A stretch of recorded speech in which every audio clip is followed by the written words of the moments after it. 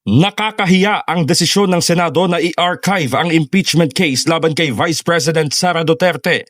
Ito ang iginiit ni Akbayan Party List Representative Percy Sendanya matapos umanong isuko ng Senado ang pagiging independent nito at inabandona ang mandato alinsunod sa konstitusyon. Sinabi ni Sendanya na mistulang naging Duterte Senate ito at kinunsinte ang mga krimeng nagawa ni VP Sara, partikular ang umano'y pandarambong ng 612.5 million pesos na confidential funds at lantarang pang-aabuso sa kapangyarihan.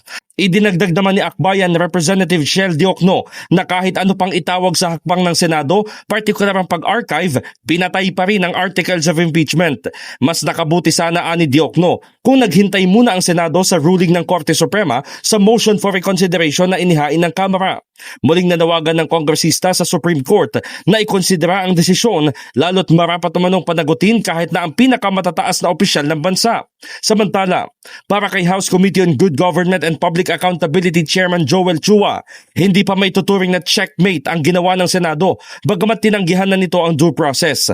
Hindi umano dapat matigil ang paghahanap ng pananagutan dahil kasalukuyan lamang na nasa yugto ng hindi pagkakasundo at may mga malakas na hakbang pa upang itaguyod ang hustisya.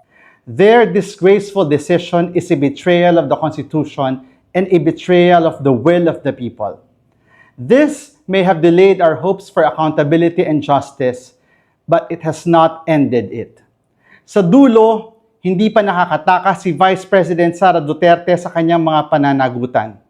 Patuloy na magbabantay at maniningil ang taong bayan. Tuloy ang laban. In the heart of changing lives, ako si Brigada Haji Caaminyo ng 105.1 Brigada News FM Manila, the Music and News Authority.